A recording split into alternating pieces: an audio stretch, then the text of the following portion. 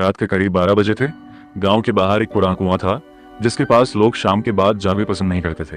कहते थे कई साल पहले उसी कुएं के पास एक इच्छाधारी नाग को देखा गया था, लेकिन किसी ने कभी उसकी सच्चाई नहीं जानी। एक रात मोहन अपने खेत से घर लौट रहा था।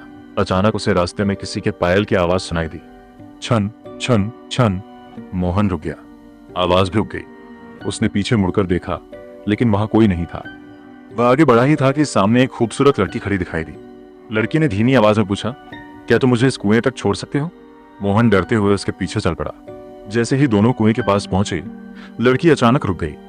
उसने मोहन की तरफ देखा और कहा, तुम्हें यहां नहीं आना चाहिए था।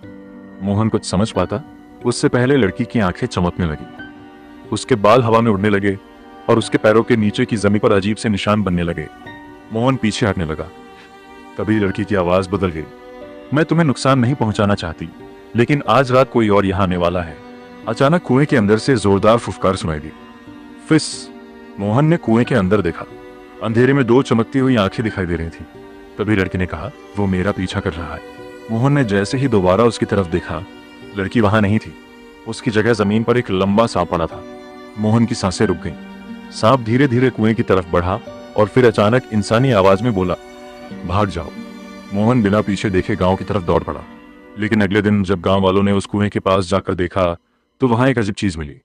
कुएं के किनारे एक पुरानी चांदी की पायल पड़ी थी और उसके पास मिट्टी पर सांप के निशान थे, जो कुएं से बाहर नहीं बल्कि गांव की तरफ जा रहे थे। कहते हैं उस रात के बाद मोहन ने कभी उस रास्ते पर जाना तो दूर, रात में घर से बाहर निकलना भी बंद कर दिया। लेकिन सबसे डरावनी बात आज भी रहस्य है, क्योंकि गांव के कुछ लोगों का दावा है कि आधी रात के बाद उस कुएं के पास आज भी पायल की आवाज आती है, छन छन छन। और अगर कोई उस आवाज के पीछे चला जाए तो वापस लौटकर कभी नहीं आता।